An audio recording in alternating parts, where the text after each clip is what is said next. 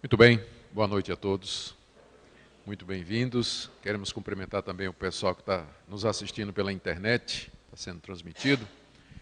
Nós vamos começar com uma palavra de oração, pedindo que Deus nos ajude a compreender, se possível, esse tema tão antigo, não é? E polêmico também. Ó Deus, obrigado por esse tempo juntos, obrigado porque nós podemos nos reunir livremente no nosso país e estudar esses assuntos, ó Deus, que tem a ver conosco de maneira direta. Pedimos que Tu nos ajudes, nos deis humildade, compreensão, sabedoria, discernimento. Obrigado por todos que aqui se encontram nessa noite, também pelos que nos assistem pela internet. Em nome de Jesus. Amém. Bom, o nosso assunto é livre-arbítrio. Mas eu queria já pedir permissão a vocês para não tratar esse assunto isoladamente. Tipo assim, o que é o livre-arbítrio? Temos ou não temos? Porque isso vai gerar uma série de questionamentos que podem ser respondidos se antes nós tratarmos de questões mais fundamentais e se nós olharmos esse assunto à luz do quadro maior. Então, o que eu vou fazer é comparar. Porque, na verdade, deixa eu voltar atrás. Essa questão do livre-arbítrio é apenas um ponto de uma questão maior. Tá certo? Então, se a gente começar pela questão maior, fica mais fácil depois chegar nessa questão do livre-arbítrio. Então, vou começar com um pouquinho de história para a gente chegar até aqui nessa questão do livre-arbítrio. A nossa história começa no período bem antigo, no período dos pais da igreja, com um estudioso chamado Pelágio, que começou a ensinar, por volta aí do século IV, no meio das igrejas, que o pecado de Adão, que cometeu lá no paraíso, tinha afetado somente a ele. E que as pessoas que nasceram, os filhos de Adão, não nasceram com uma natureza pecaminosa, mas eles nasceram livres, sem a influência do pecado em seus corações. E que as pessoas aprendem a pecar porque elas veem os outros pecar. O homem é intrinsecamente bom. Ele foi criado por Deus, a sua imagem e semelhança. Então, ele nasce livre e ele pode livremente escolher entre o bem e o mal, porque o pecado original, na verdade, tem a ver somente com Adão. Nós não passamos para os nossos filhos o pecado. As pessoas aprendem a pecar por socialização, por convívio. Então, Pelágio foi enfrentado por um homem muito capaz chamado Agostinho. E Agostinho contrastou o ensino de Pelágio com o que a Bíblia nos diz e chamou a atenção para o fato de que, de acordo com a Bíblia, nós nascemos mortos em nossos delitos e pecados, que o ser humano está afetado pelo pecado de tal maneira que a Bíblia usa termos como cego, escravos da carne, escravos do mundo, escravos de Satanás. A Bíblia usa o termo mortos em ofensas e pecados, usa o termo filhos da ira por natureza. E aí então, os concílios da época, analisando a questão, consideraram o pelagianismo como uma heresia. E esse ensino então foi rechaçado da igreja oficialmente, mas nunca totalmente excluído, porque na geração seguinte já a ideia sempre volta, não é? A questão que estava por detrás era a questão do livre-arbítrio, né? Se nós de fato escolhemos as coisas no campo moral e espiritual de maneira livre. Pelágio dizia que sim, Agostinho dizia não. Nós não somos livres porque o pecado ele nos afetou de tal maneira que nossa decisão é sempre inclinada para o mal. Então não há verdadeira liberdade no arbítrio. Se o homem for deixado à sua escolha, ele sempre vai escolher para o lado do pecado, contra Deus, a favor do pecado. Essa polêmica entrou pela Idade Média e a Igreja Católica adotou o que a gente chama de semi-pelagianismo. É uma tentativa de conciliar as duas coisas que não deu muito certo, porque o remendo não foi bem feito, mas dizendo o seguinte: o pecado, de fato, afetou a raça humana. Isso foi desenvolvido pelos teólogos na Idade Média, né, da Igreja Católica. O pecado, de fato, afetou a raça humana. Nós já nascemos pecadores, mas não afetou a tal ponto do homem não poder escolher. Ele é influenciado pelo pecado, mas ainda há nele um pouco da graça de Deus, do favor de Deus, de maneira que ele tem condição, mesmo sendo pecador, manchado pelo pecado, de tomar uma escolha livre, sem que haja necessidade de uma agência externa, de alguma força externa, alguma influência externa que o leve a tomar aquela escolha em favor de Deus. Aí veio dessa linha, aí veio a Reforma Protestante, e surgiu o famoso debate entre Lutero e Erasmo de Roterdã. Erasmo era um católico, mas ele era a favor das reformas na Igreja Católica. Então, ele simpatizava muito com os reformadores. Mas ele permaneceu católico e teve uma grande briga com Lutero exatamente sobre esse assunto, porque Erasmo de Roterdã, ele era semi-pelagiano, ele seguia a ideia da Igreja Católica.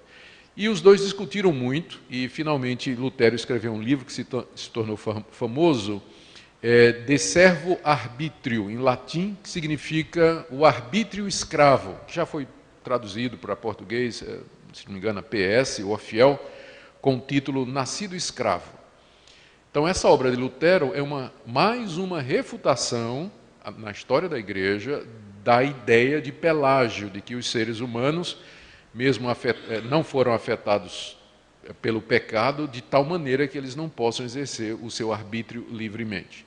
E, é claro, toda a linha reformada veio pelo pensamento de Lutero, e Calvino, que vem depois de Lutero, né? As pessoas até pensam que os dois eram contemporâneos. Na verdade, tiveram um período de vida juntos muito pequeno, uma janela pequena, mas nunca se encontraram, né? Calvino e Lutero, nunca tiveram juntos.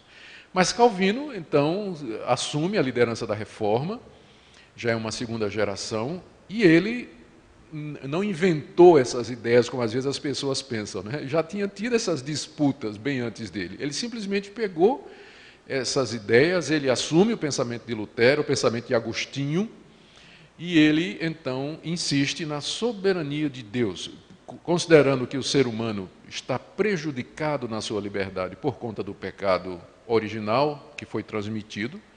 Segue-se que Deus tem que salvar o homem, senão, se der a escolha para o homem, ninguém se salva. Deus tem que vir em socorro do homem. Então, o sistema de pensamento de Calvino, ele enfatiza muito a soberania de Deus, a graça de Deus na salvação do ser humano. 50 anos depois de Calvino, vários países da Europa já tinham adotado a Reforma Protestante, e eram quase todos eles seguiam essa linha da Reforma Protestante, da soberania de Deus e do arbítrio prejudicado por causa do pecado. Mas apareceu um professor de teologia num seminário da Holanda, chamado Jacobus Arminius, e ele começou a ressuscitar as ideias de Pelágio e as ideias de Erasmo de Roterdã na sala de aula. Começou a ensinar. Naquele tempo, né, já a essa altura, o calvinismo já era a teologia oficial das igrejas da Europa, que tinham aceitado a Reforma Protestante. Na Suíça, na Holanda, uma parte da Alemanha luterana, mas seguindo o pensamento calvinista. Em alguns outros lugares, nos guenotes na França. Então, a maioria seguia o pensamento calvinista. E aí, então, isso causou um desconforto muito grande, mas Armínio nunca, assim, escreveu alguma coisa ou confrontou a teologia calvinista oficial da Holanda. Mas discípulos dele, depois da morte dele, pegaram o material dele, de sala de aula, estudaram e mandaram um documento para o sínodo da Igreja da Holanda, que era o órgão maior da Igreja, solicitando que a Igreja abandonasse aquele pensamento que estava ligado a Calvino e a Agostinho, não é? E insistindo naqueles pontos. Então, eles foram chamados de remonstrantes, por causa da remonstrância, né? do pedido de revisão desse assunto. E eles basicamente queriam 5 coisas. Eles disseram, primeiro ponto, o livre-arbítrio. Ou seja, o pecado, vou colocar aqui, o pecado, ele ele afetou o ser humano. Eles não negavam o pecado original, mas eles disseram que o pecado não afetou o ser humano a ponto de lhe tirar o arbítrio. O homem, mesmo pecador, ele pode escolher entre o bem e o mal. E ele escolhe isso sem que seja necessário alguma força externa que o leve para um lado ou para o outro. Tá? Então, eles queriam restaurar a ideia do livre-arbítrio. Depois, eles disseram que a predestinação ela era condicional. Eles não podiam negar que a Bíblia usa o termo predestinação, porque usa. A Bíblia fala de predestinação, de predestinou, fala de escolha, fala de eleito, chama os crentes de eleitos de Deus.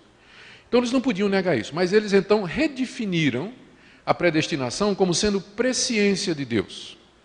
Ou seja, quando a Bíblia diz que Deus nos predestinou, não é que ele determinou, porque se Deus tinha determinado, isso seria uma violação do livre-arbítrio.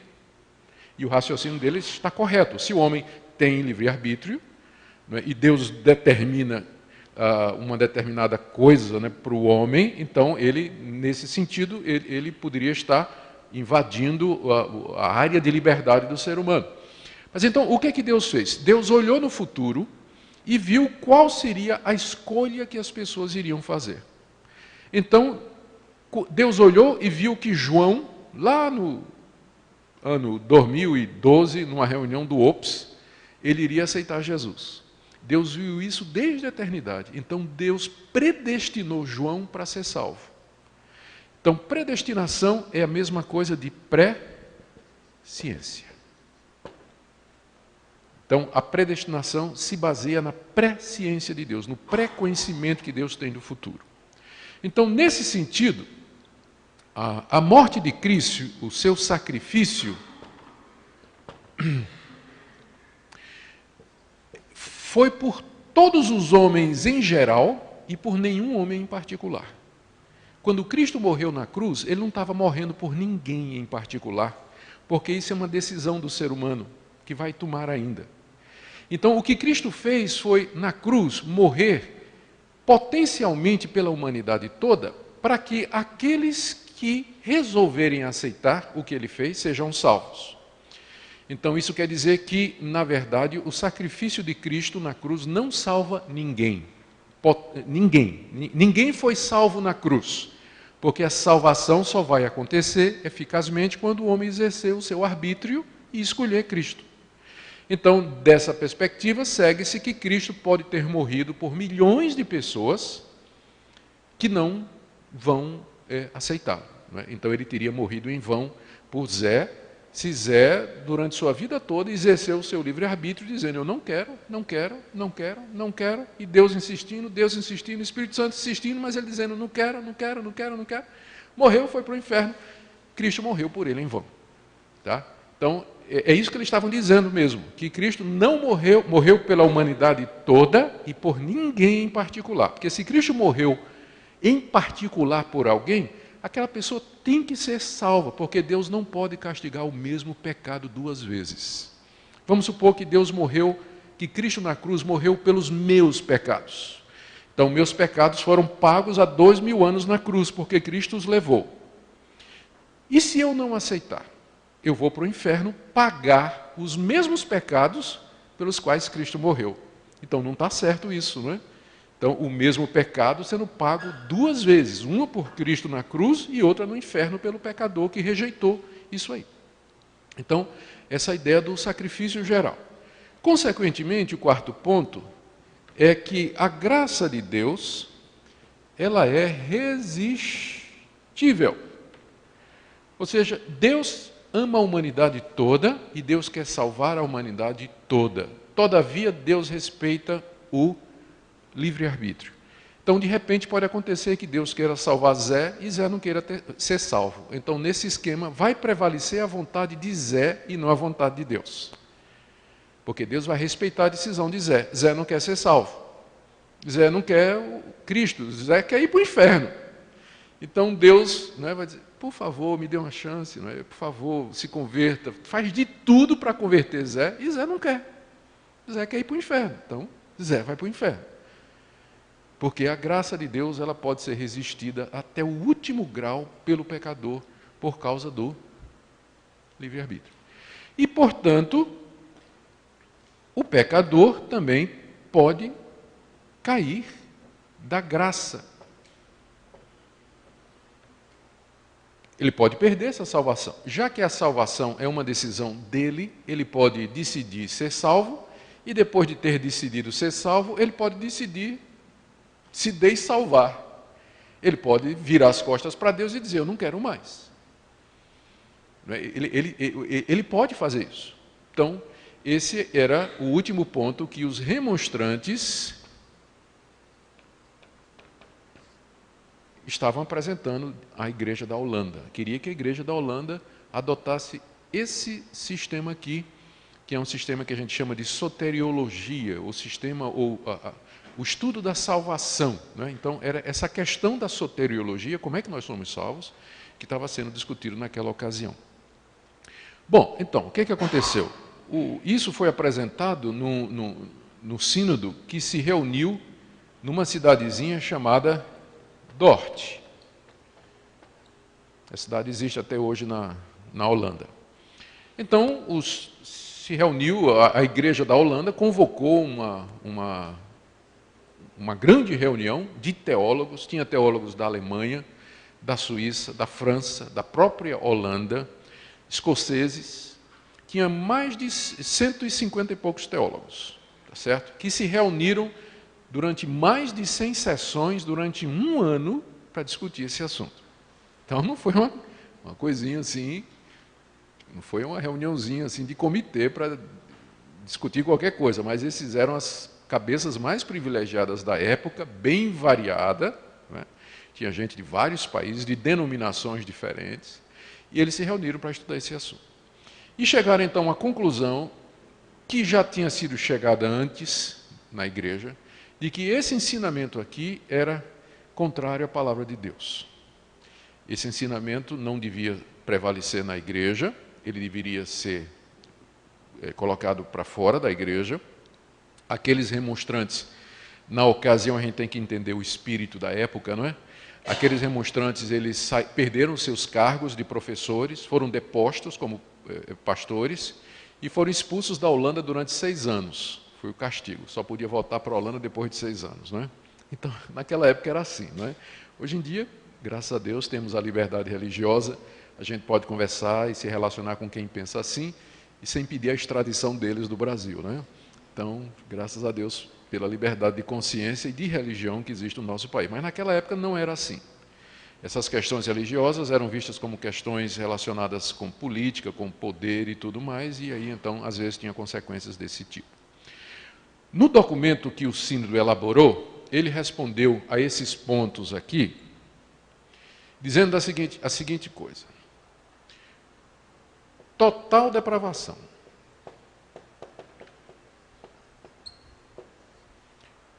Ele disse, o arbítrio do homem está prejudicado porque a depravação, a corrupção da sua natureza é total. O pecado afetou todas as faculdades do homem, a sua maneira de pensar, seu coração, seus sentimentos, a sua consciência, a sua vontade, todos eles foram profundamente afetados pelo pecado, de tal maneira que o homem, ele é escravo do pecado que habita nele, ele é orientado para o mal, e ele não pode, por ele mesmo, sem uma influência externa, entender Deus, compreender Deus, ouvir a Deus e escolher Deus. Se deixar o ser humano ao seu arbítrio, ele nunca vai escolher as coisas de Deus, porque a depravação do seu coração é total. Por depravação total, é preciso explicar, eles não queriam dizer que todo ser humano é tão ruim quanto pode ser. A palavra total aí não tem a ver tanto com intensidade, tem um pouco com intensidade, mas tem a ver com extensão. Quer dizer, a depravação atingiu a totalidade do ser humano. Todos os aspectos da vida dele, inclusive o arbítrio. Então, é aqui que esse é o ponto fundamental, não é? Até que ponto o pecado nos afetou, e aqui é aquela discussão antiga de Agostinho com Pelágio, de Lutero com Erasmo, e agora dos calvinistas de Dort com os arminianos, que eram seguidores de Armínio, né? E o pessoal do Sínodo de Dort, então, retruca dizendo não. A informação bíblica, ela está mais claramente dizendo que nós estamos nessa situação.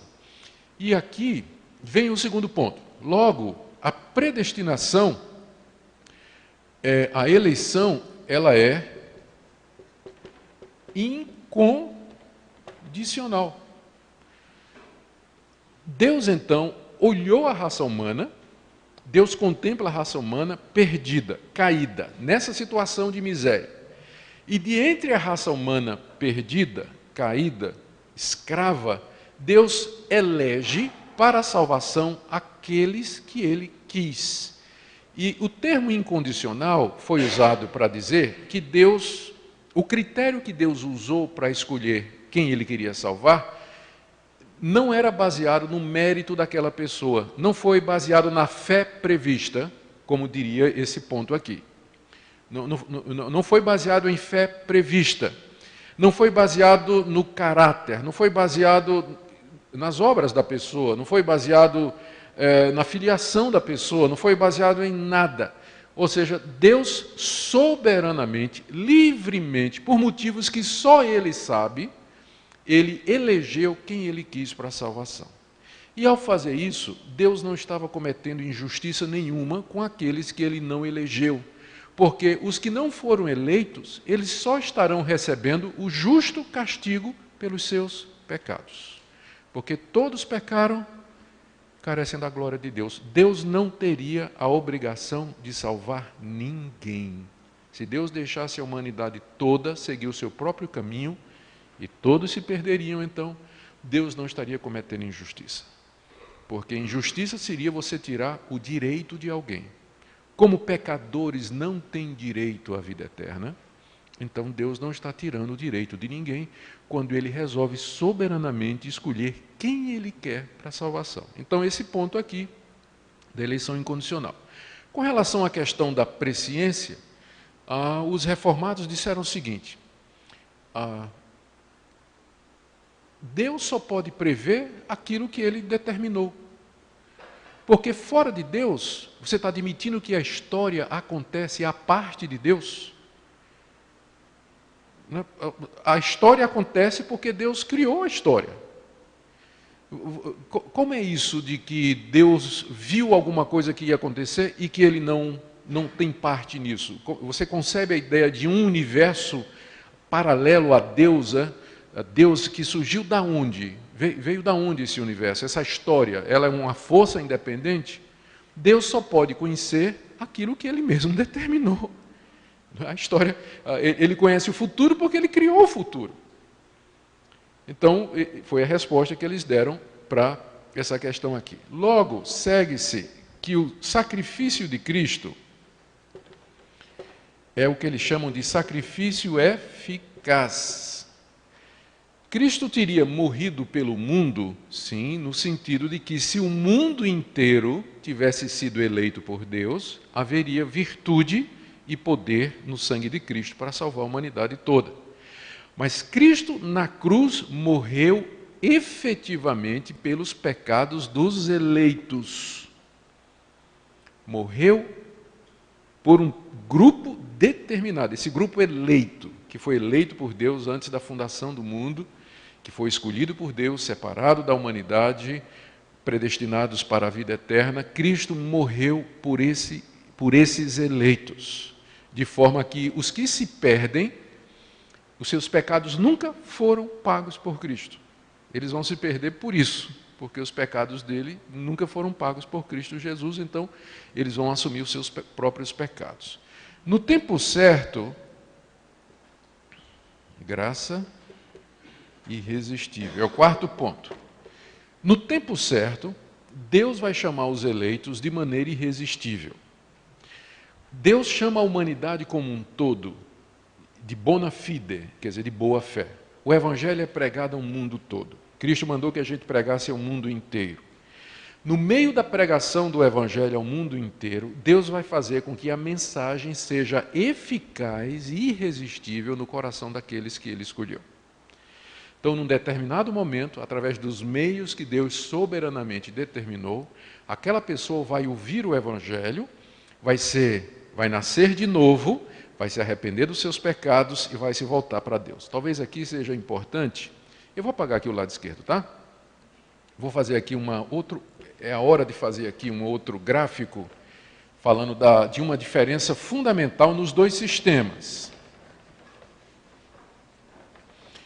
Eu aproveito enquanto eu estou apagando aqui, para dizer que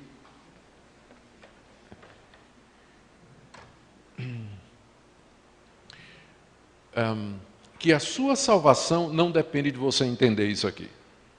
Tá certo? Porque se fosse depender da gente entender isso aqui, então eu acho que boa parte de nós estaria perdida, né? Sua salvação depende se você crê no Senhor Jesus como seu único e suficiente Salvador. Que sua esperança está somente nele, que ele morreu na cruz e que seu sangue é suficiente para perdoar os seus pecados. Se você crê nisso, isso aqui é importante, mas não é fatal com relação à sua salvação. Bom, voltando aqui a esse ponto da graça irresistível. No sistema, vamos chamar de arminiano, aqui você tem a ordo salutis. É um termo latim que significa a ordem da salvação. Como é que a salvação acontece? Qual é a sequência dela? Do ponto de vista arminiano, dos seguidores de Armínio, primeiro, a pessoa se arrepende e tem fé. Em seguida, ela é justificada, ela é regenerada, há um novo nascimento, ela se arrependeu e creu.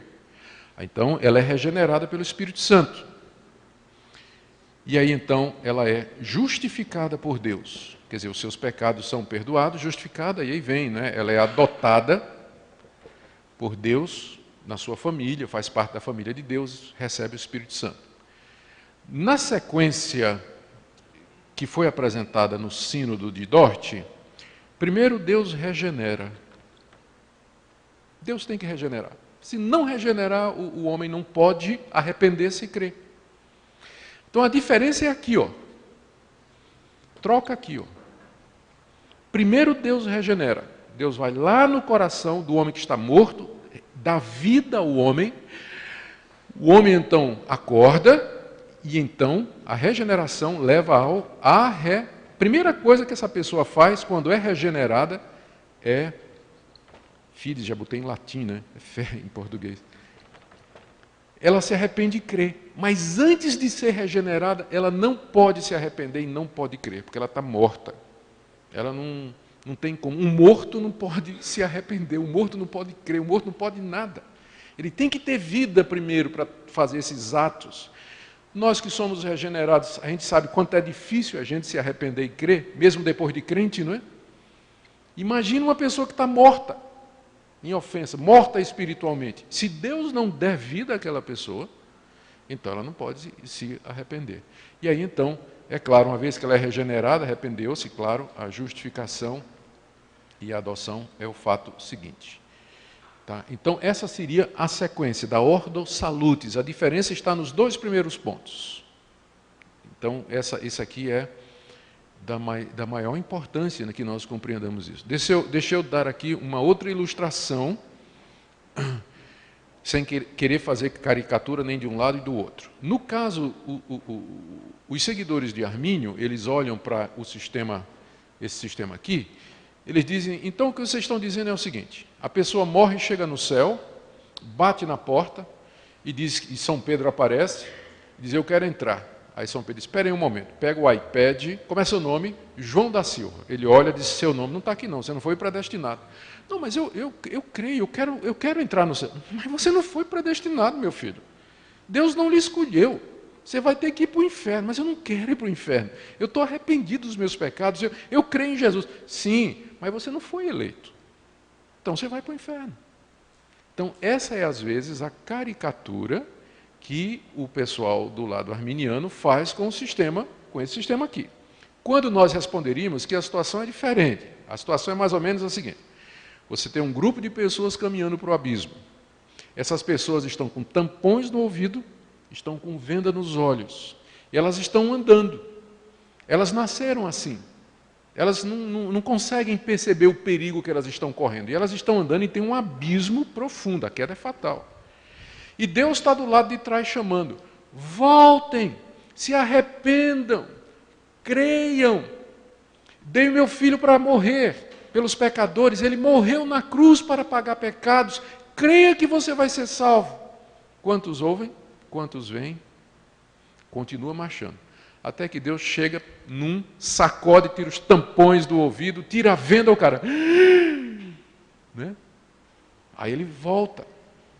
Então, esse aqui é o quadro da humanidade caminhando para a perdição, sem condições de ouvir, de se arrepender e de crer, e Deus então é que vai atrás e sacode um, sacode outro, e como já foi dito, ele não sacode todos, porque na soberania dele ele não quis sacudir todos, mas ele vai sacudir aqueles que ele elegeu.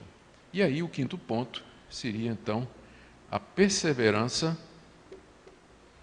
final dos eleitos, ou seja, eles não vão cair da salvação, não vão cair desse estado, porque aqueles que foram eleitos por Deus, por quem Cristo morreu, e que foram regenerados pelo Espírito Santo, esses serão guardados até o final. Nada pode desfazer a ação de Deus na salvação do indivíduo.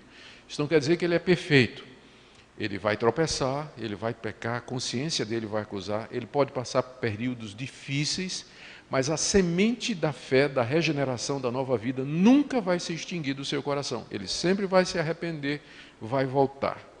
Arrependido, quebrado, mexido, mas ele vai voltar, ele vai continuar e vai perseverar até que Deus finalmente o leve. Esse sistema aqui, então, vocês veem, ele não foi inventado por João Calvino, como algumas pessoas pensam, né? Ele recebeu o nome dos 5 pontos do calvinismo, mas, na verdade, a iniciativa foram os 5 pontos do arminianismo, foram os arminianos que começaram. Né, com a remonstrância pedindo a abolição desses 5 pontos, e os calvinistas responderam com esses 5 pontos aí, que foi o que ficou estabelecido nas igrejas reformadas. Por causa da sequência em inglês, então aqui ficou conhecido, aqui é um T, Total Deprivation, Unconditional Election, U, Limited Atonement, L, Irresistible Grace, e Perseverance, Final Perseverance. Então, tulip, né? A tulipa ficou sendo a flor dos calvinistas. Aí, por brincadeira, eles dizem: você sabe qual é a flor dos arminianos? É a margarida. Mal me quer, bem me quer. Mal me quer, bem me quer. Mal me quer, bem me quer, né? Brincadeira de mau gosto, né, com os arminianos. Mas eles dizem isso, né, a piada da margarida, é por conta desse último ponto que no sistema arminiano diz que o homem hoje pode estar salvo e amanhã não está. Então, enquanto que no sistema calvinista, uma vez salvo, ele está salvo para sempre. Então, por isso que eu disse a vocês que para entender essa questão do livre-arbítrio, você tem que entender o quadro maior. E o quadro maior é esse aqui. Bom, então, os calvinistas, eles são os chamados calvinistas, são os que seguem essa soteriologia, não é? E hoje em dia você vai encontrar o que encontrei um dia desse, um tuip. Tuip é o que não tem o L. Aí fica tuip, né? É o calvinista de 4 pontos. Ele diz: eu acredito em todos os 5, menos esse que Cristo só morreu pelos eleitos. Então é um tuip. É o chamado calvinista de 4 pontos. Eu encontrei um recentemente e conversei com ele. O problema é que está tudo ligado, né? Você vê como tem uma sequência lógica, né? Se você tira um ponto desse aqui, o outro já não faz mais sentido. Ou o anterior perde a sua força. Como esse aqui também.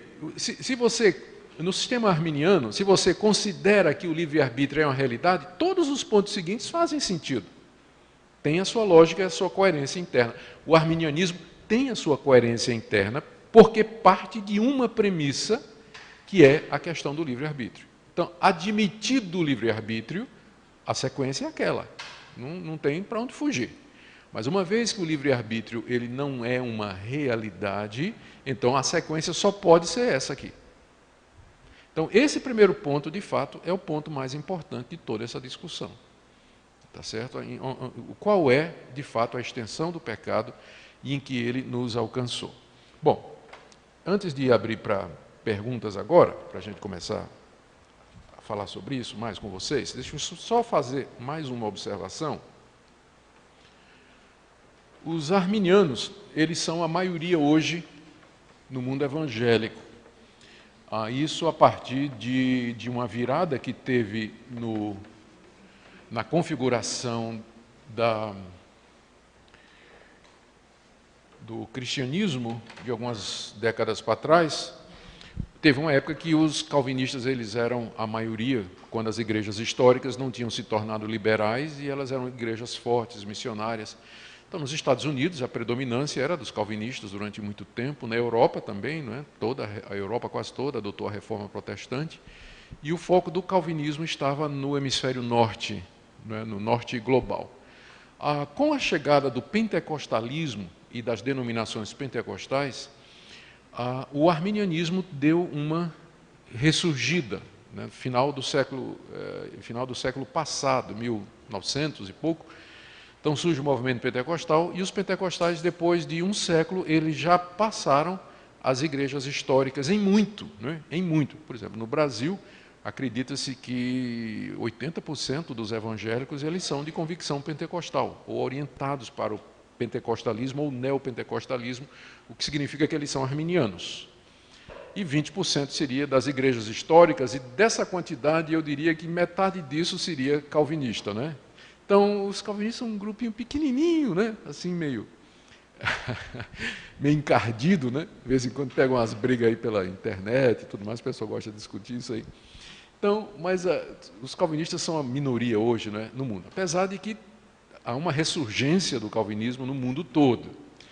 E o pentecostalismo, depois de 100 anos, está começando a olhar com mais simpatia para o calvinismo, não é? Então você vai encontrar hoje uma mistura muito interessante de pessoas, de pentecostais que adotam aqueles 5 pontos, mas que creem na contemporaneidade dos dons, que era um culto mais contemporâneo, com manifestações e tudo mais, não é? Eu não sei onde é que isso vai dar, mas é interessante ver como, de repente, isso está acontecendo. Livre-arbítrio, então, o ponto é aqui. Eu quero só dizer mais uma coisa antes da gente passar para o debate. A palavra arbítrio, talvez a maneira mais fácil da gente entender essa discussão aqui, é usando a palavra árbitro. Todo mundo sabe o que é um árbitro, né? O árbitro é um juiz. Um juiz. Vamos pegar um árbitro de futebol, que é uma figura conhecida de todo mundo. O árbitro, para que ele faça o trabalho dele direito, ele tem que ser isento. Ele não pode gostar de um time nem do outro. Ele precisa estar neutro quando ele está fazendo o trabalho dele, porque se ele estiver inclinado para um determinado time em vez de outro, quando houver uma bola dividida, um lance duvidoso, ele vai ser inclinado a decidir em favor do seu time de predileção. Isso é inevitável. Todos nós, quando vamos fazer uma escolha, nós antes temos motivações. Nós gostamos de determinadas coisas, preferimos outras, tivemos traumas com problemas anteriores. Então, hoje, a sua decisão nunca é livre. Hoje, você não consegue decidir nada de maneira isenta. Você sabe disso. Porque vai entrar preferência, tendência, genética, circunstâncias, experiências traumáticas, toda a sua carga familiar, toda a sua história vão contribuir para que você tome essa decisão e não aquela. Então, a rigor, não existe livre-arbítrio. Se você entender como arbítrio, a sua capacidade de escolha livre. Você é livre para escolher. Significa que não pode ter influência nem de dentro, né, alguma coisa dentro de você, levando você a tomar essa decisão, e também não pode ter nada que venha de fora. Então, esse estado ideal de escolha, ele não existe. Ele começa por aí, ele não existe. Então, e no caso do ser humano, essa sua liberdade de escolha, ela ficou mais inclinada ainda por conta da corrupção do coração, que nós já mencionamos. Eu gosto de usar aqui uma ilustração, que é de um carro que todo mundo já dirigiu, eu acho que, bom, não sei, né? Alguns de vocês aqui não têm idade nem para ter carta ainda, mas você já deve ter dirigido um carro que puxa para um lado. Você está na estrada, se você soltar a direção, o que acontece com ele? Ele não fica na linha reta, ele vai pender sempre para o mesmo lado. Não é que às vezes ele pende para um lado e às vezes pende para o outro. Ele tem um defeito, ele vai para um lado só. Então você tem que compensar o tempo todo. O ser humano é esse carro penso, a gente chama de penso lá no Nordeste. Né? Ele é penso, né? Ele é inclinado para um lado. Ele nunca pende para o outro, ele sempre vai para esse lado de cá. Então, o arbítrio dele está tocado, está manchado, está corrompido por causa do pecado. E, portanto, ele não é livre no sentido de que você toma escolhas isentas. Agora, veja o que é que eu não estou dizendo. Eu não estou dizendo que você não faz escolhas. Você fez uma escolha quando você resolveu vir aqui hoje à noite. E você escolheu isso livremente, não foi? E aqui que a gente faz a diferença entre livre-arbítrio e livre agência. Isso aqui é muito importante. O ser humano é um agente, é um livre agente, quer dizer que ele faz escolhas de acordo com sua natureza. Quando você escolhe uma determinada coisa, você tomou aquela escolha porque no seu coração, na sua mente, houve um processo de análise, de avaliação, os sentimentos entraram e você tomou aquela escolha porque quis. Livremente tomou aquela escolha. Então, o pecado não tirou essa capacidade do ser humano. Ele escolhe, ele toma decisões, todo dia. Continua tomando, antes da queda e depois da queda. O que a gente está dizendo é que essas escolhas elas não são mais isentas da inclinação para o pecado. Mas o homem continua sendo um ser moral. Por isso que Deus o responsabiliza pelas suas ações. Então você tomou uma decisão para estar aqui hoje à noite, e foi uma escolha que você tomou. Certo? Você tomou a escolha de estar aqui hoje à noite. Quando você faz alguma coisa errada, você escolheu fazer aquela coisa errada. E Deus vai lhe responsabilizar porque você é um ser moral. Você tem livre agência. Só que seu coração sempre lhe leva para aquele lado.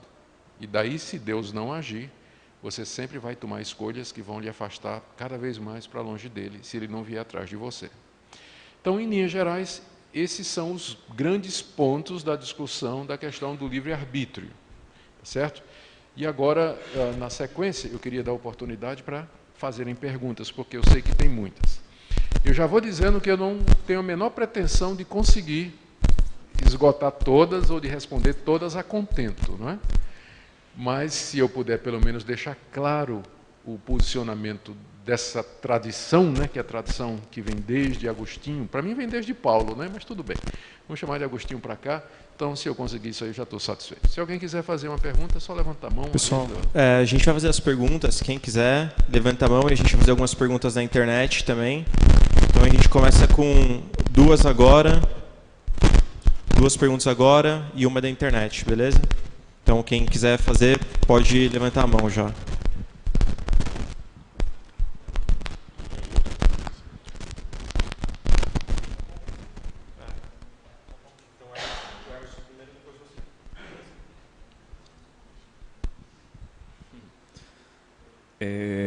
Reverendo, por favor. Conforme a definição então de livre-arbítrio e livre agência, eu poderia afirmar então que Deus ele estabelece contextos, aí nesses contextos prevalece a vontade absoluta de Deus.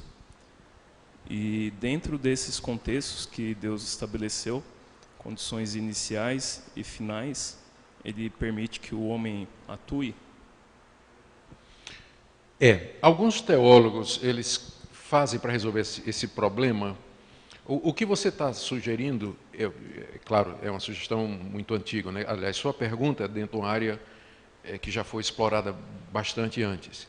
Não será que Deus tem áreas que Ele realmente predestinou e Ele determinou que seria assim, mas em outras Ele deixou o ser humano tomar decisões por ele mesmo e tudo mais? E aí, uma resposta que foi dada é uma distinção que é feita entre a vontade decretiva de Deus e a vontade permissiva. Então, Deus teria decretado determinadas coisas que vai acontecer, e outras coisas Ele simplesmente decidiu permitir. Eu acho que essa distinção é apenas semântica, porque no final, ou porque Deus decretou, ou porque Ele permitiu, vai ser a vontade dEle que vai prevalecer. Dá a impressão de que se eu for num supermercado e tiver uma gravata azul e uma vermelha, e eu escolher a azul, que Deus não tem nada com isso.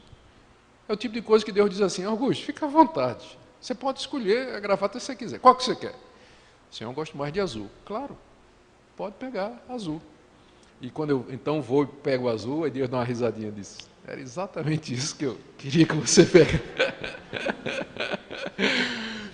Então, a gente age no dia a dia exatamente com essa sensação, não é? De que a gente tem coisas que a gente escolhe e que elas não têm um fundo moral.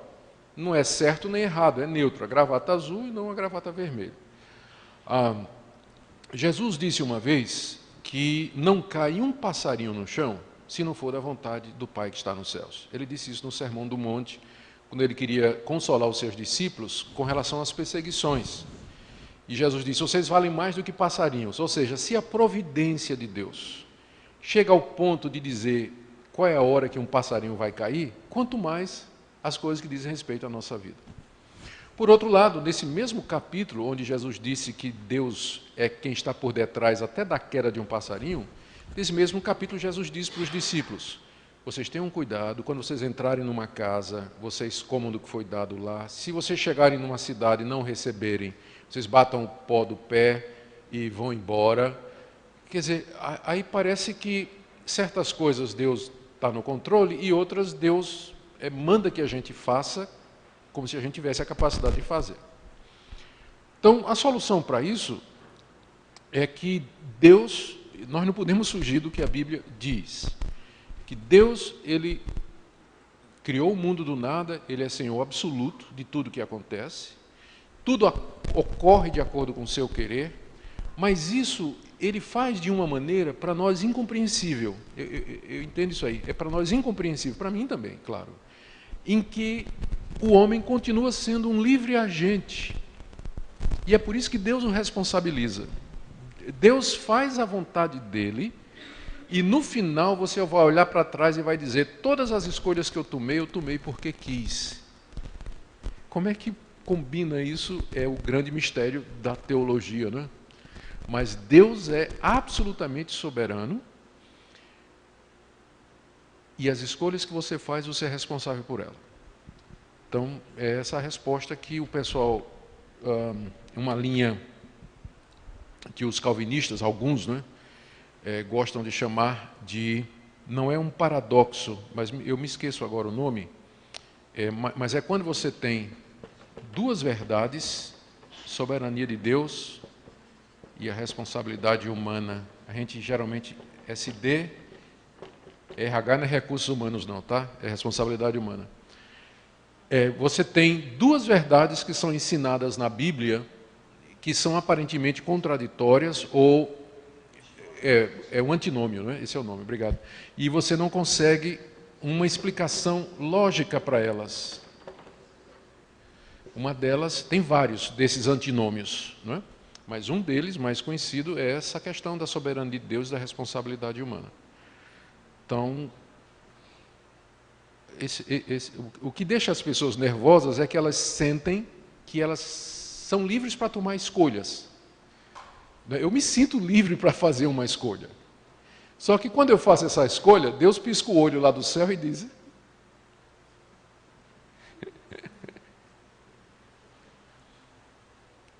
agora, o ruim é quando a gente o problema é quando a gente faz escolhas ruins. Aí vem a questão do mal, não é?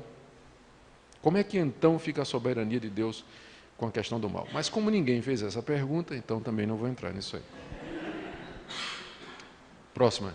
Fala. Pastor, acho que convém falar sobre a teologia aberta.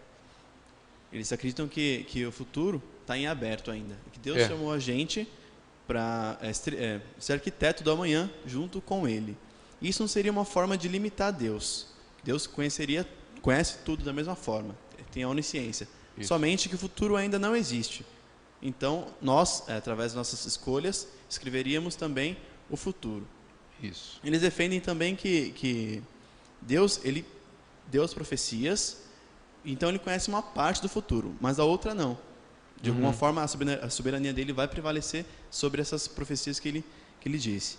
E também, o que está em evidência agora, o Ricardo Gondim, né, com essa teologia já há alguns anos, ele diz que o futuro está em aberto e que Deus é livre para mudar suas ações baseado nas ações humanas.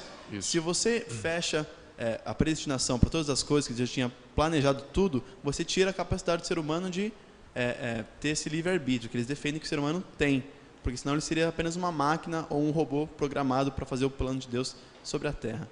Aí eu gostaria de um parecer sobre isso. Isso. A gente começa pelo último ponto, né? A questão que se Deus é soberano, o homem então seria uma máquina, um robô. Isso aí não é o que vocês viram aqui, isso não é o que o calvinismo diz. O ser humano ele continua com capacidade de fazer escolhas, só que as escolhas dele sempre são inclinadas para o mal. E por conta disso, se Deus não vir ao coração dele e regenerá-lo e acordá-lo, dar vida a ele para que ele tome as decisões certas, nenhuma pessoa faria a escolha certa. Então não é que Deus faz a escolha por ele, é que Deus o regenera de maneira que agora ele pode fazer a escolha certa. Como Deus não faz isso com todo mundo, segue-se que ele só faz isso com aqueles que ele quer, daí a gente infere a questão da predestinação. Então, a resposta que a gente pode dar para essa caracterização errada que se faz do pensamento calvinista, de que se Deus for soberano, o homem é uma máquina, é um autônomo, é reverter a figura. Então, se Deus não é soberano e o homem tem livre-arbítrio, esse Deus é um Deus banana que nunca tem o que ele quer. Ele nunca vai fazer a vontade dele. Quem, na verdade, governa o mundo é o homem, por conta do seu livre-arbítrio, né? Então, ou Deus é Deus ou o homem é Deus. A gente tem que, no fim, alguém vai ter que decidir como é que vai ser o futuro. O problema aí a questão da teologia relacional, no teísmo aberto, é que, eu não diria a questão, mas o ponto que eu acho muito lógico no teísmo aberto é que eles levaram à última consequência a questão da presciência. Por que os arminianos transformaram a predestinação em presciência? Ou seja, Deus predestina aquilo que ele sabe que vai acontecer. Não é que ele determinou, mas ele viu o que ia acontecer. Mas por que os arminianos fizeram isso? Porque eles queriam resguardar o livre-arbítrio. Porque, do ponto de vista deles, a salvação, ao final, é resultado da escolha humana e não da ação de Deus. Mas aí chegaram alguns teólogos arminianos, eles disseram o seguinte: mas veja só, se Deus sabe qual é a decisão que eu vou tomar em 2012, essa decisão ela não é mais livre, porque Deus já sabe. Se Deus já sabe o que é que eu vou fazer daqui a 10 minutos, a decisão que eu vou tomar daqui a 10 minutos não é livre. Não é nem que ele não precisa nem predestinar. Vamos supor que ele não predestinou nada. Ele simplesmente conhece o futuro. Então, se ele sabe que eu vou entrar numa sorveteria e escolher sorvete de pitomba em vez de sorvete de manga, aquela minha escolha já não é mais livre. Porque na hora que Deus a conhece como fato. Né? Deus não a conhece como hipótese, Deus a conhece como fato. E se Deus a conhece como um fato, então é porque vai acontecer. Então eu não tenho como ir naquela sorveteria e escolher um sorvete de manga. Porque Deus, 10 minutos antes, já sabia que eu ia escolher de pitomba. Então eles disseram, para que o homem seja livre, a gente tem que tirar também a presciência de Deus. Deus não pode conhecer o futuro, porque se Deus conhece o futuro já está determinado. Então, eles vieram com essa história de que Deus, para se relacionar com o homem, abriu mão dos seus atributos, entre eles a onisciência e a onipotência, para que tivesse um relacionamento de gente para gente, de igual para igual, que é uma aberração à luz do que a Bíblia ensina. A Bíblia nunca ensina que o relacionamento de Deus para conosco é de igual para igual. Quando ele veio ao nosso encontro na pessoa de Jesus, que se tornou um de nós, mesmo assim, o que é que ele requereu de nós? Que nós nos humilhássemos, nos arrependêssemos e crescêssemos em Jesus como sendo o nosso Senhor. Até na hora que ele se tornou um de nós, ele veio para ser o nosso Senhor. Então não tem isso de tratamento de igual para igual, não. Ele é Deus. E nós somos suas criaturas. Então, na tentativa de deixar o homem como Senhor de tudo, eles cancelaram, inclusive, a presciência de Deus, não é? Então, é uma teologia infeliz, lamentável, que parte de uma premissa equivocada. Ainda bem que ela não tem muitos seguidores no Brasil. E vem já vem desaparecendo. E quem falava mais nessa teologia já nem fala mais. Está falando outras coisas agora. Reverendo, agora uma pergunta que veio do Twitter, do @falabravo.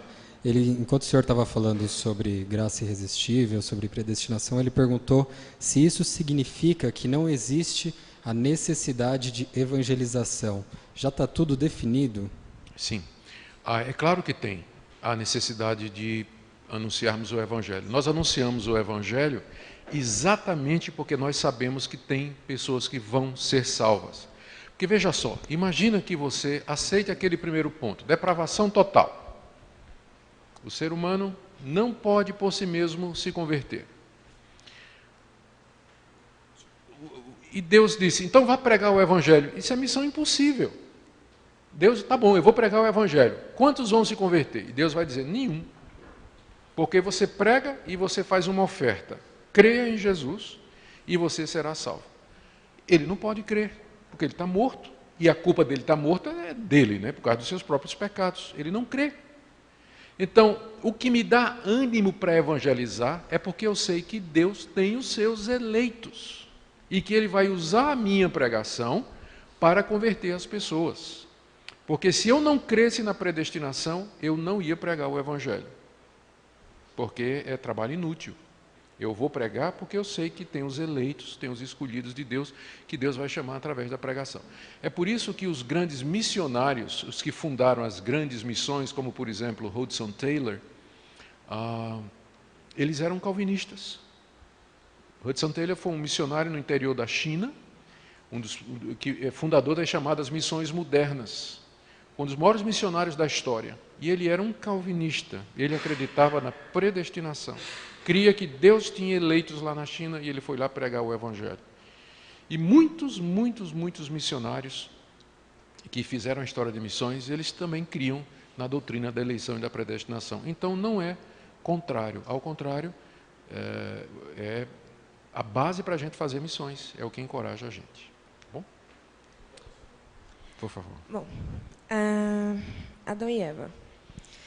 Quando eles fizeram a escolha, Deus então já sabia a escolha que eles iriam fazer. Sabia. Ponto. Então Deus permitiu ou Ele decretou? É uma boa pergunta. A gente não pode fugir do ensinamento bíblico de que aquela escolha de Adão... São as duas coisas, é isso aqui. Adão e Eva escolheram... Se tinha alguém que tinha livre-arbítrio, eram os dois, né? Porque não tinha pecado até aquela altura. Eles usaram o seu livre-arbítrio para tomar aquela decisão que eles tomaram. E ao fazer isso, eles estavam cumprindo o plano e a determinação de Deus. Mas eles fizeram isso. Como é isso aqui? Não sei. Eles fizeram. Eles livremente desobedeceram a Deus. Mas ao fazer isso, é claro, isso não pegou Deus de surpresa. Não é porque Deus sabia, não é?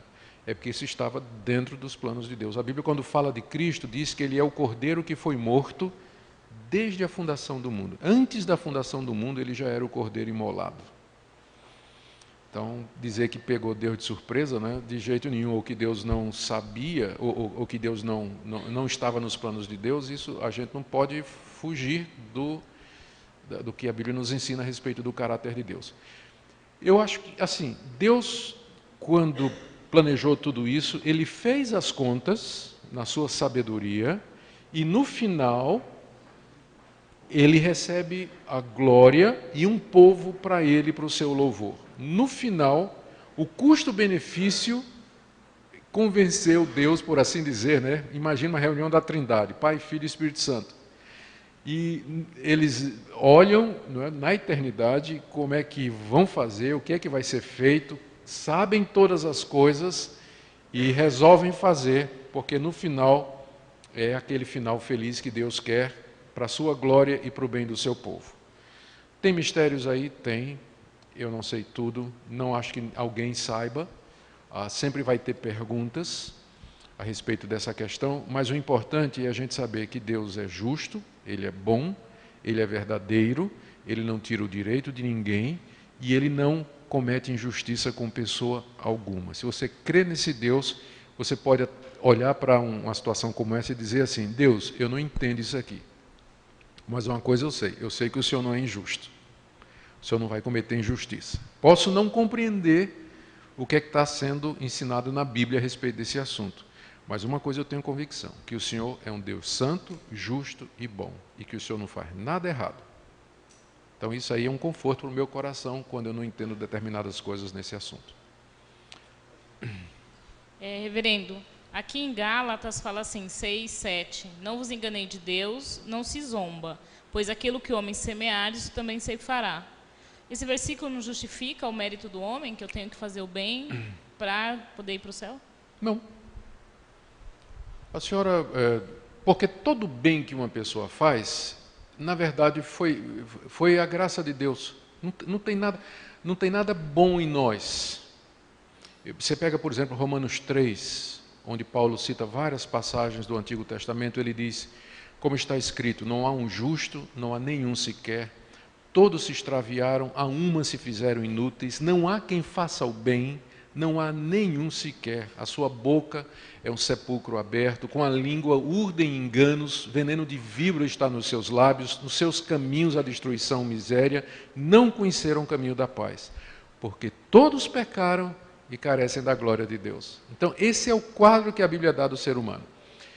Quando o ser humano faz o bem, e eu sei que vocês fazem atos bons, vocês fazem escolhas certas, mas é a graça de Deus e o favor de Deus, desse Deus bondoso, que levou você a fazer. Por isso, no final das contas, o mérito nunca é meu, mas sempre de Deus. É como o meu sogro gostava de contar uma história, que uma vez, teve 8 filhos, né?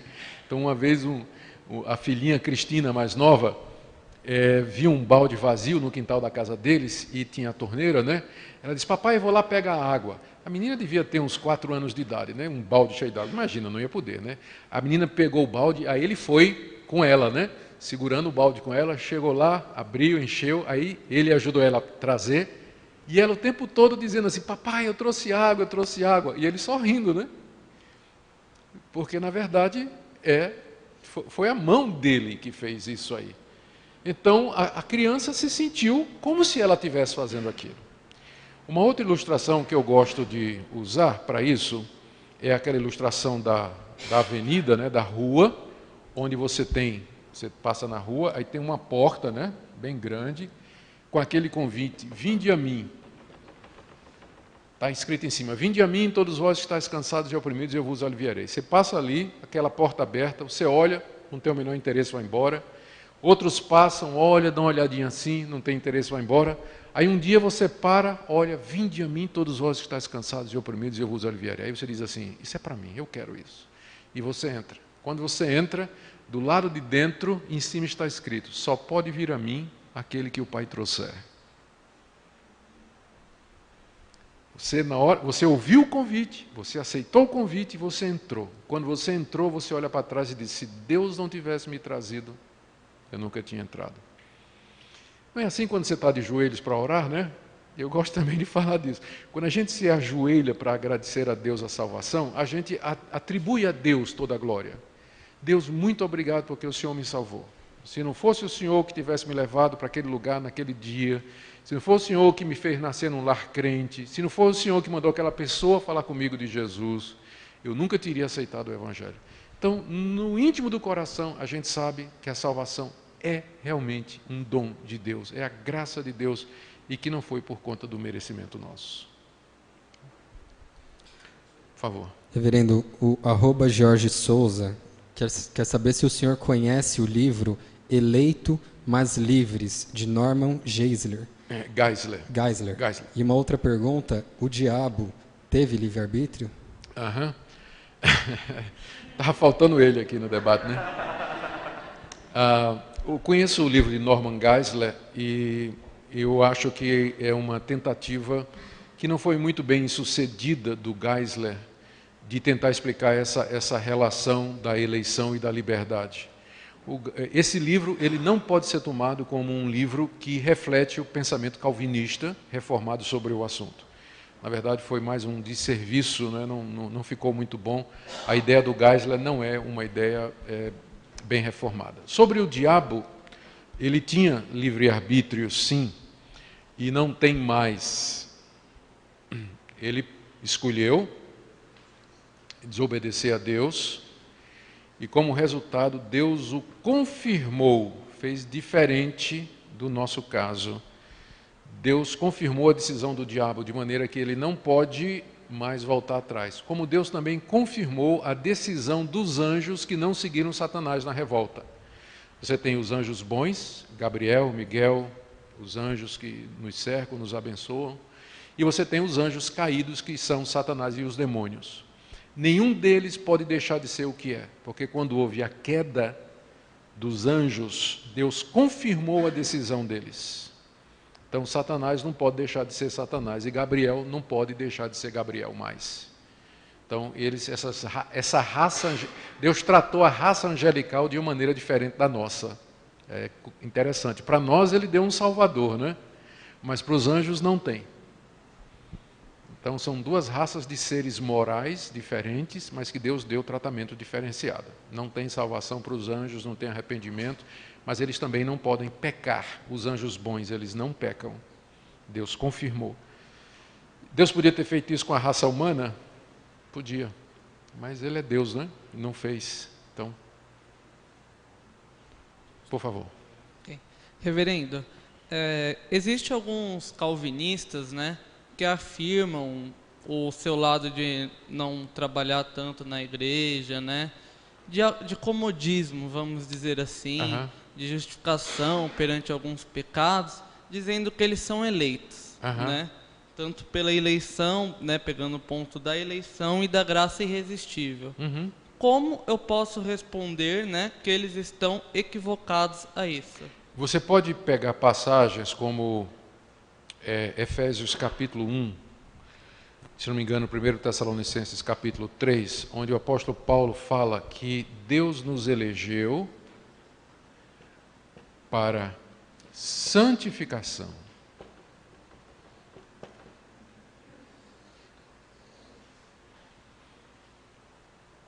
Onde não há santificação, não há eleição.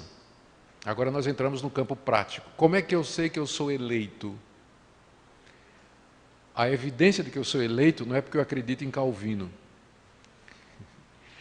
mas é porque eu vejo na minha vida a ação de Deus me santificando, me perdoando, me levantando, me guiando, me instruindo. Eu percebo em mim, apesar de eu ser imperfeito, que eu quero fazer o que é certo, eu quero agradar a Deus, mesmo que nem sempre eu consigo. Mas a orientação da minha vida é para Deus, mesmo que eu tropece, que eu caia, mas a minha vida se orienta para Ele. Isso é resultado do novo nascimento e do Espírito Santo que habita em mim. Então, como é que eu sei que eu sou eleito? Eu tenho que olhar para a minha vida, para o meu coração, para a minha história. Tá? Então, o que você pode dizer para esses amigos é o seguinte, que a Bíblia, que Deus nos elegeu para a santificação e para a obediência e para fazer a vontade dEle. Se não há essas coisas na sua vida, então como é que você prova que você é eleito? Tiago 2. Tiago diz assim: de que adianta alguém dizer que tem fé e não tem obras? Por acaso semelhante fé pode salvá-lo? Porque o diabo crê e treme. Não é? Fé sem obras, ela é morta, ela não existe. Então tem que ser acompanhada das obras como evidência. Essa é a resposta. Tiago 2 é uma boa resposta para esse pessoal. Tá? Que a predestinação nos leva, na verdade, à santificação e à obediência. Se não tem essas coisas, não tem predestinação. A pessoa não foi eleita. Está se enganando. Pode ter lido todos os livros de Calvino, vai para o inferno do mesmo jeito. Por favor. São duas coisas também que eu gostaria que o senhor falasse. Uma é meio clássica da questão daqueles que Paulo fala, né, que estavam no meio, mas perderam a salvação, e para esses não tem mais volta, né? Outro que eu achei interessante, eu estava lendo esses dias, eu nunca tinha me atentado, se não me engano é Esaú, que fala que ele chorou, mesmo ele tendo chorado amargamente, Deus não ouviu, né? Então parece uma questão de arrependimento, mas da parte dele, mas... Começando com o caso de Esaú, que é mais fácil, quando a Bíblia diz lá em Hebreus 12 que Esaú não encontrou lugar de arrependimento, ali é possível que está se referindo a Isaque. Porque não foi esse o ponto? Ele chegou: papai, me abençoa, me dá, eu quero isso de volta, mas não encontrou lugar de arrependimento. Quer dizer, Isaque não se arrependeu do que tinha feito, ele já tinha dado a bênção para Jacó. Então, aquela passagem pode ser interpretada com relação a Isaque e não a Deus. Tá? Então, tem essa possibilidade. A questão daqueles que João fala de que estavam entre nós, mas saíram de nós porque nunca estiveram conosco, ou Hebreus 6, que fala de que é impossível que os que foram iluminados e caíram serem renovados outra vez para o arrependimento. Isso tudo, e esses textos e outros, como Jesus diz também, o que perseverar até o fim, esse será salvo. Esses textos, eles falam do salvo da perspectiva nossa. Se eu chegar, por exemplo, aqui para o Filipe e disser assim: Filipe, se você abandonar Cristo, você vai para o inferno. É verdade ou não que eu estou dizendo isso? Se Filipe abandonar Cristo, ele não vai para o inferno? Vai ou não vai? Claro que vai. Então, não estou dizendo nenhuma bobagem. É claro que se Filipe é crente de verdade, e portanto ele foi eleito por Deus, ele nunca vai abandonar Jesus, mas não é esse o meu ponto. Eu estou dizendo para ele que se ele abandonar Jesus, ele vai para o inferno. Então, a Bíblia, com frequência, se dirige aos seus leitores dizendo esse tipo de coisa: se você não perseverar, você está perdido. Olha, quem esteve entre nós, ouviu e foi embora, esse se perdeu. Ela não está tratando da questão do ponto de vista de Deus, da predestinação, mas está dizendo o fato que todos nós constatamos. A pessoa estava no nosso meio, ouviu, permaneceu e um dia ela foi embora. Então ela está perdida. Se nunca voltar, se nunca se arrepender, ela está perdida mesmo. E aí então faz a pergunta: e ela é eleita de Deus ou não? A gente só vai saber quando ela morrer, né? E mesmo assim, a gente não sabe. Se ela morrer na incredulidade, negando a Deus, indo nas costas para Deus, provavelmente ela nunca foi eleita, né? Mas, e essas exortações estão na Bíblia para nos encorajar. Deus usa isso para fazer com que a gente se apegue mais e mais para Ele. Tá? Então, tem muitas passagens que parecem falar da queda, da perda da salvação, mas elas são, na verdade, avisos. Elas não estão declarando que a gente perde, mas são, na verdade, exortações. Bom? Boa noite, pastor. Boa noite. Eu queria fazer duas perguntas. A primeira é: quando a pessoa se deixa ser influenciada, então o livre-arbítrio deixa de existir nessa pessoa? Sim. E a outra pergunta é, por exemplo, um dependente químico, né? O cara está usando droga, quer sair daquela vida, ele não consegue. Não consegue. Ele perdeu o livre-arbítrio. Embora ele seja escravo psicologicamente, precisa de ajuda. ele não consegue se livrar. E não só drogas, tem outros vícios que as pessoas têm que não conseguem se livrar. A pessoa fica escrava de determinados hábitos que ela simplesmente não consegue. Ela sabe que é errado, ela tem vontade, ela quer, mas ela não consegue. Porque a vontade dela foi de tal maneira já enfraquecida pelo pecado que não consegue mais romper o círculo, se impor. Então aquela pessoa vai precisar de ajuda. Agora, o fato de que ela não consegue não quer dizer que ela não é responsável. Ela continua sendo um livre agente. O arbítrio já foi. Mas ela continua sendo responsável pelas suas decisões. Então, um dependente químico, ele não pode justificar a dependência dele em nome do vício. Não, eu sou um viciado, não posso largar, vou continuar assim. Porque veja então, como é que nós vamos, se você utilizar esse conceito para todas as demais coisas erradas que existem. Não posso parar de matar, não posso parar de bater na minha mulher, não posso parar de ser um estuprador, não posso parar de fornicar, não posso parar a prostituição. Então, a gente tem que reconhecer que o pecado afeta, às vezes, tanto uma pessoa que ela vai precisar de ajuda para sair daquilo. E há pessoas, né, dependentes químicas que elas conseguem, com a ajuda das pessoas, a ajuda de pessoas experientes que vão fortalecendo a vontade da pessoa, né, reeducando a pessoa, até que finalmente ela pode caminhar por si e não voltar. Tá? Mas não é só drogas não, é qualquer outra coisa que em geral. Reverendo, por favor. Mais uma pergunta aqui do Twitter, do Antônio Brito. Ele quer saber como que fica a questão da soberania de Deus em relação a todo o mal que há no mundo, falando um pouco da soberania de Deus. E tem uma outra pergunta aqui sobre o Bruno, falando de deficientes mentais. De qualquer forma que não tem nem tipo de resposta, eles serão salvos? Deixa eu começar com o último, não é? Essa questão dos deficientes mentais, a salvação deles, é o mesmo caso da salvação de crianças. E tem duas posições dentro do campo reformado. Tá? Uma é que crianças e doentes mentais, débeis mentais, que nunca podem ser responsabilizados pelos seus atos, nem a criança nem o débil mental, serão salvos aqueles que forem eleitos. Então isso significaria que hoje estaria no inferno doentes mentais e crianças que não foram eleitas. Eu acho muito difícil essa posição.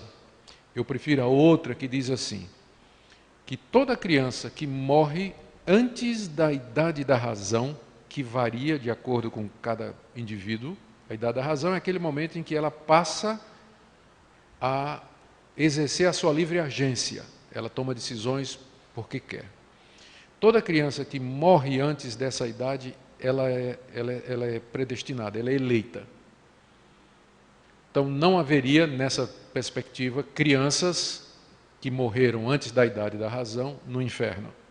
Elas estariam todas no céu. Essa é uma posição, por exemplo, de Charles Spurgeon, a ponto dele dizer que ele acreditar que o número de salvos é maior do que o número de eleitos, o número de eleitos é maior do que o número dos perdidos. Que quando fechar as contas, no fim da história, o número de pessoas salvas será maior do que o número de pessoas eleitas, porque ele incluía aí o caso das crianças que morriam antes da idade da razão. Tem que lembrar que na época de Spurgeon, o índice de morte, de mortalidade infantil, era muito alto. Na Inglaterra do século XVIII, você imagina, século XIX, aliás, então você imagina a situação da mortalidade infantil. Então, eu sou dessa posição. E aí encaixa também os débeis mentais. Se eles não tinham qualquer capacidade de agir como livre agente, eu creio que eles estão entre aqueles por quem Cristo morreu na cruz. Eles estão no número de eleitos, o pecado deles, porque eles têm pecado, herdado de Adão. Então, o pecado deles, a culpa deles herdada foi paga na cruz. Então, esse é o meu pensamento. A outra questão foi do mal, não é? Essa já é uma questão mais complicada e eu Eu não tenho respostas para isso. O que a Bíblia diz é que Deus é bom, é verdadeiro, santo e justo, que Ele odeia o mal, odeia o pecado, que Ele castiga a iniquidade e que, no final, Ele vai triunfar. O mal vai ser desarraigado desse universo e nós viveremos num universo onde apenas a verdade, a justiça, o amor e o que é bom haverá de existir. Quando o mal entrou no universo, nós não sabemos. O caso mais antigo que a gente sabe pela Bíblia é desse anjo que se revoltou contra Deus, provavelmente antes da criação do mundo. Satanás se revoltou contra Deus e ali o pecado entra na história. O mal entra na história a partir daí. Ele existia em princípio antes, né? É impossível se Deus é um Deus bom, justo e verdadeiro. Qual a origem do mal, então? Permanece uma grande interrogação. Porque a Bíblia não nos diz isso. Só nos diz que o mal existe, é claro, Deus, se o mal existe é porque Deus permitiu, Deus quis que o mal viesse, não é? Mas de uma maneira em que que esse mal entrou pela escolha dos agentes morais. O mal entrou pela escolha de Lúcifer e pela escolha de Adão. O mal entrou no mundo por conta deles. E, como eu disse, isso de forma nenhuma pegou Deus de surpresa. Então, é o que eu posso dizer. Deus não pode ser responsabilizado pelo mal, porque ele entra no mundo através da decisão de suas criaturas morais. Mas nada acontece no mundo que fuja ao propósito dele. Então, é mais uma questão dessas aqui, ó.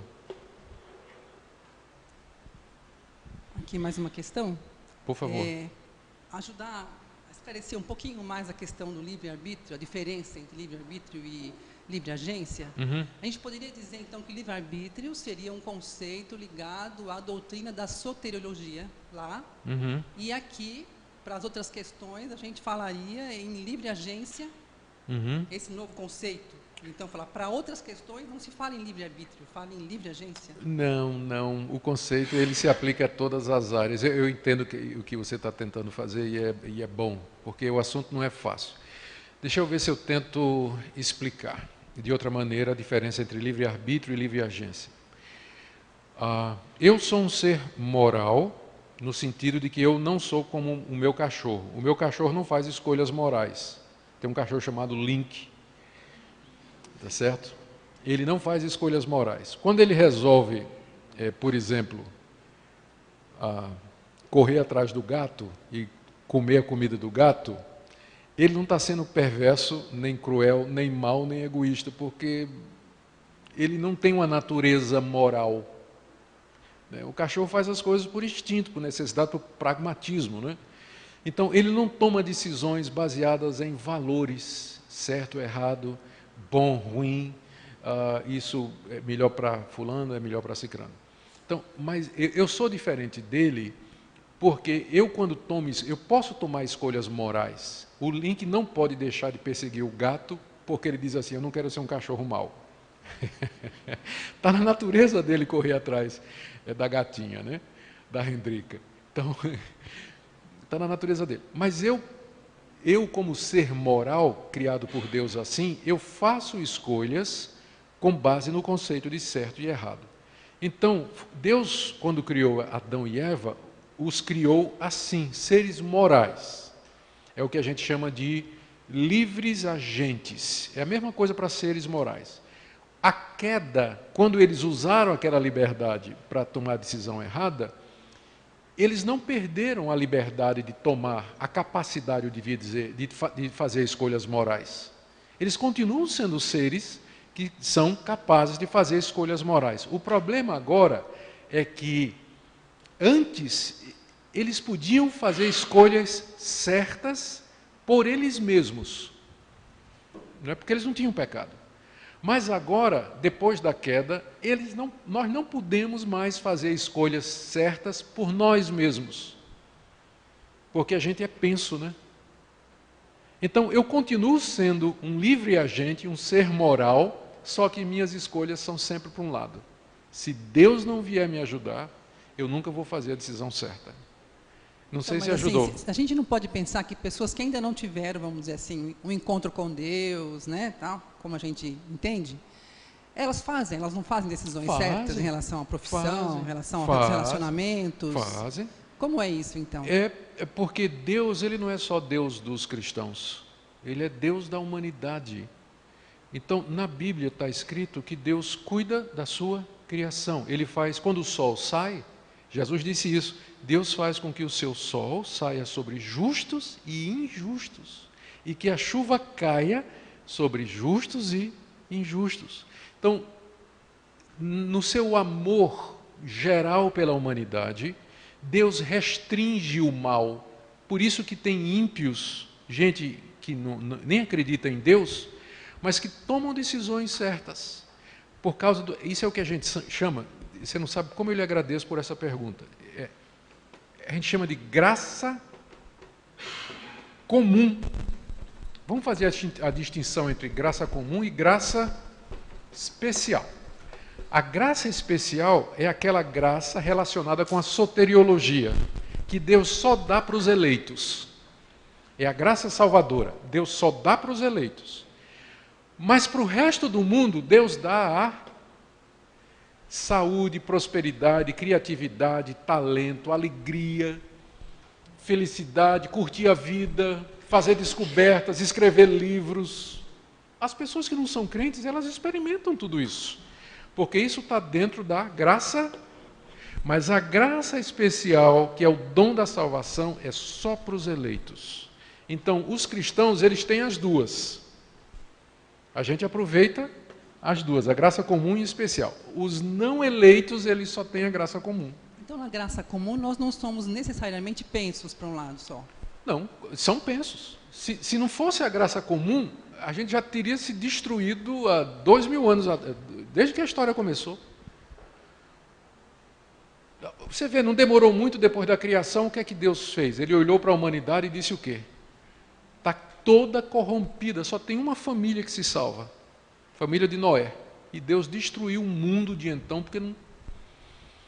Então, se não for Deus agindo, inclusive entre os ímpios, a humanidade já estava na Terceira Guerra Mundial, ou quarta, ou quinta, ou décima. Deus é que puxa o freio de mão, ó. Deus vai com o pé no breque, ó. Senão a humanidade já teria se destruído. E a graça dele vai também para quem não acredita. Ficou claro esse conceito de graça comum? Isso é muito importante. Isso explica por que pessoas tomam decisões certas. Certo? É a graça e a misericórdia de Deus restringindo o mal que há no mundo. Última pergunta, porque está na hora, né? Eu estou escolhendo encerrar o debate aqui. Livremente. Mais alguma? Não? Então, só agradecer a paciência de vocês. Esse é um assunto muito interessante. Eu sugiro que vocês consultem. Tem bons sites na internet sobre isso. Deixa eu recomendar um site aqui. Eu não estou ganhando nada desse site, tá, gente? Pode ter certeza. Tem muito material. Tá? Você pode ir lá no monergismo.com. Tem muito material bom que trata desse assunto. Tradução de estudiosos de outros países e muita coisa também escrita por brasileiros. Então, lá vocês vão encontrar. Você sabe o que é monergismo? É diferente de É outra maneira de olhar essa questão. Os arminianos são sinergistas e os calvinistas são monergistas. O que é sinergismo? É aquela ideia de que o homem coopera para a sua salvação. Essa palavra sinergismo vem de um advérbio grego chamado syn, na verdade é assim, né? Syn significa junto, sintético, sinfonia, a ideia de junto. Então, sinergismo, energia junta. O homem, com a sua energia, colabora com a energia de Deus para serem salvos. Então, esse é o sistema arminiano, porque a escolha é que vai decidir. Mas o sistema calvinista, ele é monergismo. Não precisa dizer o que o mono aí significa, né? Ou seja, é Deus que salva, apesar de nós. Ajudou? Não, né? Mais ou menos? Bom. Muito obrigado também ao pessoal que nos escuta aí no Twitter, no Facebook. E vamos terminar com a oração? Vamos ficar em pé?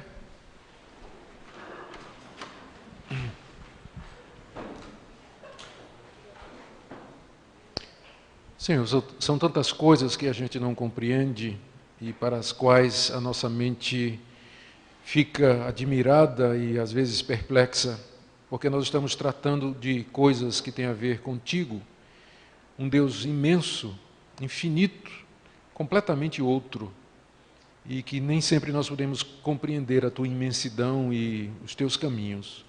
Nos ajuda a entender o que é básico, o teu amor revelado em Cristo Jesus, tua compaixão por nós, que tu nos amas, nos chamas, nos perdoas e que no final tu haverás de triunfar contra todo o mal e contra todo o pecado. E já nos destes a certeza disso com a ressurreição de Jesus de entre os mortos. Nos ajuda, portanto, a ficar firmes, continuar no meio das dúvidas e das dificuldades. Em nome de Jesus. Amém.